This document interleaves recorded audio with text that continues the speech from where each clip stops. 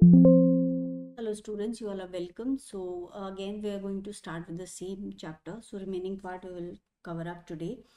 Now we discussed yesterday about the divergent evolution and convergent evolution. So now taking the topic forward, evidence for evolution from selective breeding of domesticated animals. So selective breeding is a method which is particularly done by human beings to find out which particular organism or a plant has some trait which is more useful for them. Okay, and accordingly the selective breeding was done, like the best ones. For example, let's take example of a cow. So suppose for example there is a herd of cows, okay, and one of the cows, this particular cow is giving a lot of milk. Say it is giving 10 liters of milk, and the other herd they are giving 3 to 4 5 liters of milk. So then this was selectively taken, this particular cow is selectively taken, and this was actually bred with a again with a particular bull, and then which also is good quality bull. So then now it will definitely give the offspring that might have better quality of milk or increased quantity. So here we're talking about quantity. So most probably the offspring that it is going to produce might produce more amount of milk when compared to offsprings of these particulars. So if selectively you doing it continuously, again the next breeding is done with the better organism in that particular population. So in this way ultimately you receive something that you really want more. Now let's take example, one more example. For example, if I have grown seeds of wheat in a particular farm. So here I've grown seeds of wheat here. So now some particular seeds will grow into plants that will have a lot of seeds in their you can say fruit. So the ones will be selected which will have more number of seeds or fruits in their particular you can say the fruit. So in that way these particular seeds will be collected, and in the next season these particular seeds will be grown again. And when these will be grown, so now these seeds probably will produce plants that most of them will give more number of seeds. So this is how the yield of the yield or you can say the crop yield is improved. Okay, and here the cattle's milk producing variety is produced. Okay, so that is done by the help of selective breeding. So this can be done in the case of domesticated animals and also can be done in the case of crop plants. So for example, the animals are domesticated for meat and milk production, for example sheep, transport like horses, and then pets like example is cats here. So the selective breeding actually allows you to take the desirable traits of a particular animal and produce more such animals with even better yield that you can receive from them.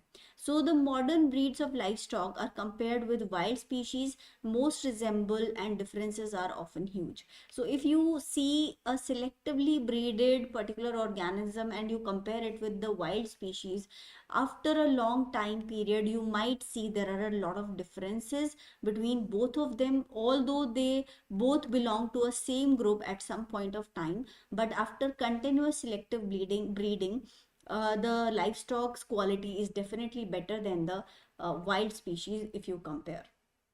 Okay, consider modern egg-laying hens and jungle fowl of southern Asia from which they have been developed, or consider Belgian blue cattle and aurochs, so which are now extinct, of Western Asia. So these were the particular animals from which selective breeding was continuously done to receive a desired organism of our interest.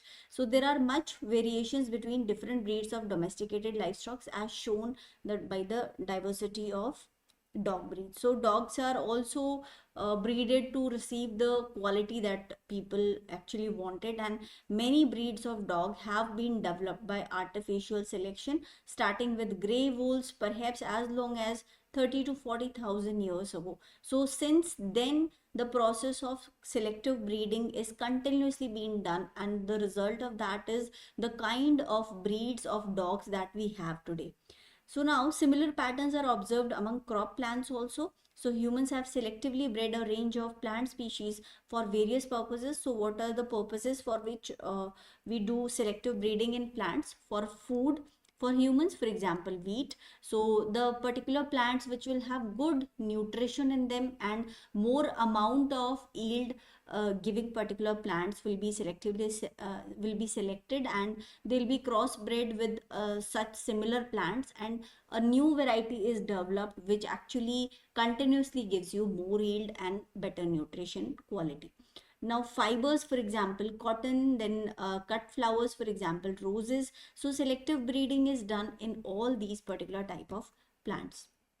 Now, as with livestock, crop plants resemble wild species of plant but markedly different. Okay, in addition, there are many varieties of some crop plant species. It is obvious that domesticated animals and crop plants have not always existed in their current forms. So actually slowly and eventually they actually changed their morphologically, they also changed. So the only credible explanation is changes have been achieved simply by repeatedly selecting and breeding the individuals most suited to human uses, and this process is called as artificial selection.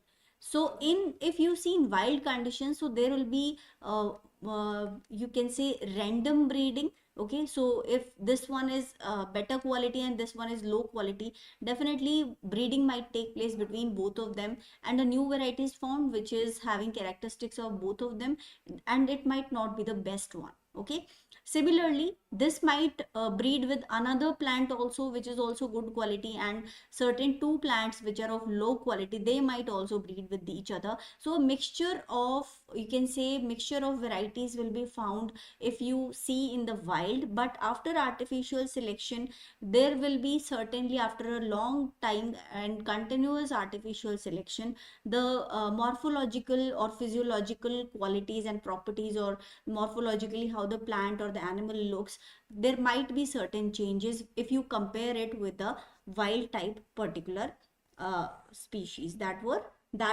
the earlier species from where these plants were selected. So now these particular plants, after continuous you can say selection, they might look a little bit different from the ones from where they were actually selected at the first point.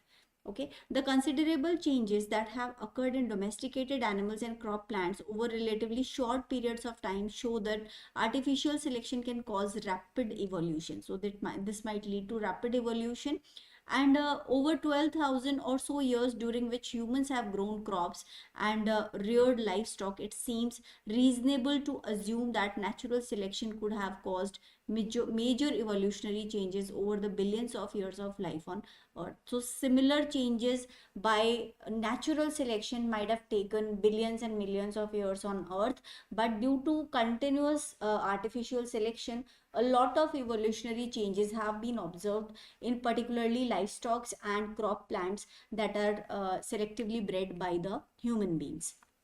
Now here is an example of a herbal cannabis and its dried flowers and fruits. So this cannabis sativa, it actually has a particular component, a secondary metabolite called as tetrahydrocannabinolic acid, and it is converted into tetrahydrocannabinol. And this particular you can say molecule, it is very helpful in treatment of you can say psychosis or schizophrenia, which are neurological problems. Okay, so this particular compound is of a lot of medical value, and through artificial selection, the average THC content that was produced by these cannabis sativa plants, it has actually increased a lot of times now by selective breeding within 23 years of time. So here we can see this chart. In 1995, the THC percent was approximately 4%, and now if you talk about, this is somewhere around, you can say 2017 or 18.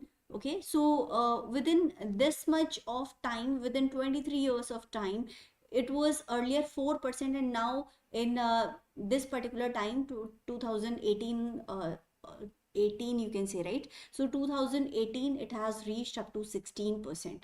So 95 to 2018, 16% from 4%. So it has increased actually four folds. And how it has been increased? Just because of selective breeding of this particular plant. So the particular plants which were giving more amount of THC were particularly selected, and they were crossbred with similar kind of improved amount of THC giving particular plants, and certain particular you can say a species is developed which is actually now producing more amount of THC. So this is the effect of you can say selective breeding, which in natural conditions it is not possible to develop or evolve such kind of species in a very short period of time. So selective breeding is actually making the evolutionary process very fast. Now, evidence for evolution from homologous structures. So Darwin found it curious that the forelimbs of humans, mole, horse, porpoise, and bat were apparently so different. So we already studied about homologous structure. So homologous structures, they are the same structures, okay, but with different function. Okay, they have different function, but the internal structure is same, and they have a same ancestor, common ancestor you can say, right? They have a common ancestor. Homologous structures are actually evolved from a common ancestor, and from a common ancestor different kind of function of these particular you can say traits have been developed, and this kind of evolution is called as divergent evolution. Okay, so this is divergent evolution, and here example of four limbs of humans, mole, horse, porpoise, and bat is given, and also I told about the dolphin's fin. So were apparently so different, they all are different from each other, yet inside them they are the same bones in same relative positions. So Darwin called such similarities unity of type. Okay, these limbs are pentadactyl. So what is pentadactyl? I already told you, just like five fingers are present in our hands, so that is called as pentadactyly, which means they have five digits, toes or fingers.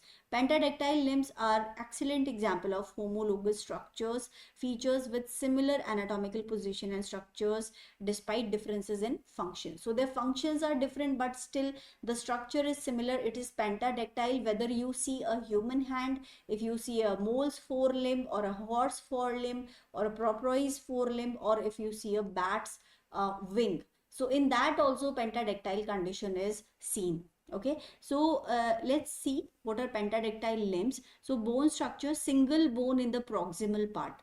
So forelimb, it is called as humerus. So I'll just show you it in with one example of human beings. Okay, so here forelimb is humerus, and hind limb it is called as femur. So this is humerus and this is femur. So this is this particular bone. Now it is common in all of these organisms that we are talking about here on the top. Just we discussed certain examples. So all these examples, these particular forelimb bones are exactly the same. Okay, that shows that they definitely have a homologous evolution. Okay, these structures are homologous. So this particular bone is humerus and femur, and here this particular bone is radius and ulna in forelimb, and hind limb it is tibia and fibula. So radius and ulna and tibia and fibula, which is two bones in the distal part. So in the proximal part they are humerus and femur in all these organisms that we just discussed, and the two bones in the distal part are radius and ulna in the forelimb, and in the hind limb they are tibia and fibula. Okay, similarly group of wrist or ankle bones, they are called as carpals in forelimb and tarsals in hind limb. So here we can see carpals. So this particular wrist joint we are talking about is called as carpals, and this particular part is called as tarsals, which is joint of feet with the particular leg. Okay, so after that series of bones in each of the five digits. After that particular carpal and tarsal comes the phalanges, okay, or metacarpals and metatarsal and phalanges. So they particular, see, these are metacarpals, okay, and these are called as phalanges, and these are metatarsals and phalanges. So here the pentadactyly can be seen in this particular part of the organism, and which is definitely common in all of the organisms that we just discussed. So here are certain pictures that they have shown here. Figure 8. So all amphibians, reptiles, birds and mammals have the same pattern of bones. So here if you see this particular structure and this particular structure in this particular organism, or if you see in this particular organism, they all actually have similar forelimb and hind limb, similar kind of structures are found. Here also in the wings are the forelimbs and these legs are the hind limbs.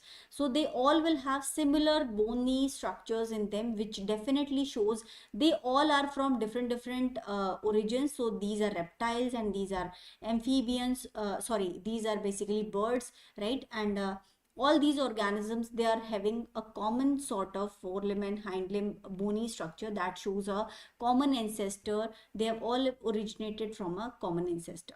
Now crocodiles walk or crawl on land and use their webbed hind limbs for swimming. Penguins use their hind limbs for walking and forelimbs as flippers for swimming. So the second picture is probably of a penguin. Okay, this is a penguin. And echidnas use all four limbs for walking and use the forelimbs for digging. And next is frogs use all four limbs for walking and their hind limbs for jumping. So this is a frog and this is a echidna and this is a penguin and this is a crocodile. So they all have similar kind of forelimb and hind limb structures. So you can see here the structures of a mole, a porpoise and a horse. Okay, and this is human and this is a bat. So a bat's wing, actually it is made on these structures. A webbing is done, so this is how the whole wing is found. But if you see internally, the bony structures will be just like human hand, okay, in their wings. So this is what is called as homologous structures, and this particular evolution of this homologous structures in different organisms, different group of organisms, is called as divergent evolution. You can see differences in relative lengths of thickness of horse bones. The metacarpals and phalanges have been lost during the evolution of penguin forelimb. So we can see that here, right? The explanation for homologous structures such as pentadactyl limb is that they were inherited from a common ancestor but have evolved in diverse ways, and they have become adapted in different functions. So they all are having similar kind of structures, but here in horse, the, you can say, the pentadactyly structures, the metacarpals, metatarsals and phalanges, they have lost in the evolutionary time period after certain years. The common ancestor of all tetrapods, which are four-legged vertebrates, had pentadactyl limbs, which is probably used for walking on land. All of its descendants retain the same basic arrangement of limb bones, and this is Darwin's unity of type. That shows that they all have a common ancestor. Okay, there are many examples of homologous structures. They do not prove that the organism have evolved into present forms or that the group of organisms had a common ancestry, nor do they reveal anything about the mechanism of evolution. However, they are difficult to explain without evolution. Okay, so they all are having similar structures, so that itself is making us understand that they definitely must have a common ancestor, or you cannot say it surely, but this is what the connection, this is what the connection that you can actually interpret. Okay, the structures that Darwin called as rudimentary organs are particularly interesting. So what are rudimentary organs? Which are no more of use for the particular organism, but their ancestors had a use of these particular organs, and that is why they're still present today in different organisms. So the reduced structures, they have no function and are known as vestigial organs. Examples is the beginning of teeth found in embryo baleen whales. Despite adults being toothless, the small pelvis and thigh bones found in the body wall of whales and some snakes, and the appendix in humans. So these are the examples of some vestigial organs. So they have no use now in particular organisms. So see, if you talk about small pelvis and thigh bones that are found in whales, so whales, they actually swim in the water, so they do not need any thigh bones, but their ancestors, they actually had this particular organ, this particular part, so that is why it is retained in whales still till date. And certain structures might have been lost also in the evolutionary time period, but certain particular parts are still found, that for example, humans have the appendix, which doesn't have any use now, and their ancestors might have had a use of this. These structures are easily explained by evolution. They no longer have functions, so are being gradually lost. So actually now appendix is becoming a rudimentary part, a small part, which is actually decreasing in size. Probably after so many years, we have a very small appendix now, and earlier it might have been a big organ that was present in the particular organism.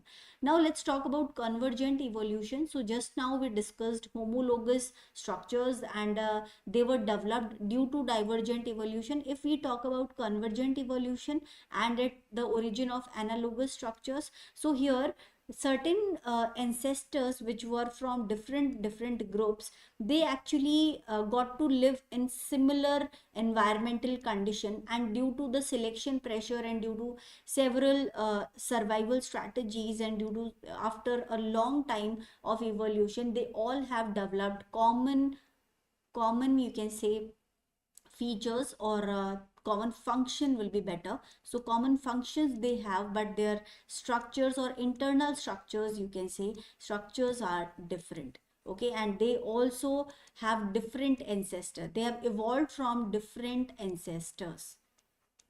They are not developed from single ancestor.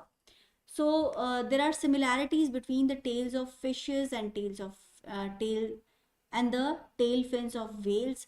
However, when we study these structures, we find they are very different. The wings of birds and insects are also similar because they both are helping in flying, and the tails of fishes and tail fin of whales, they are helping in swimming. The function is same, but they actually have different structures if you see them internally. Similarly, wings of bird and insect, they also have a lot of dissimilarity if you see their structure, but their function is same. They help in flying.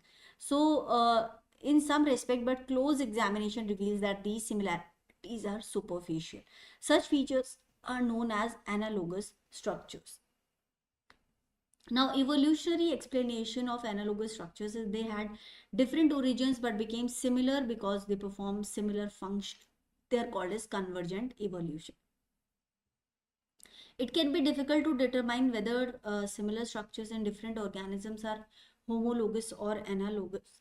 Cladistics increasingly used to deduce the evolutionary origin. So this is what the method that we use to compare between organisms and to find out if the evolution was convergent or divergent. Okay. Consider the central nervous system of annelids, arthropods, vertebrates is an example. So they all have a CNS, but actually their structures are very different. So here we are talking about the central nervous system, homologous or analogous. So these are bilaterians. So bilaterians, we mean that they have a head to tail bilateral structure. So these all are bilaterians. So if you see annelids, okay, so if you see the first original was Xena coelomorph, okay, and they actually had a separate branch which developed into hemichordates, vertebrates, and a separate branch developed into arthropods, nematodes. Again, one more branch came into rotifers, platyhelminths, okay, brachiopods, nematodes, and annelids. So if you see vertebrates and annelids, they are very far away from each other. So that shows that they definitely have very much, they'll have several differences in their central nervous system. And if you see arthropod and annelid, they will also have several differences. But arthropods and vertebrates, they are still closer when you compare to arthropod with a annelid. So that is how you can understand Now let's see here a human eye and an octopus eye in the right. They strikingly, their eye structure is very much same in many respects, but the human eye has nerve fiber in front of the retina. So this is the retina actually. So this one is the human eye, and this is basically the retina, the red lines that you see. This is the retina.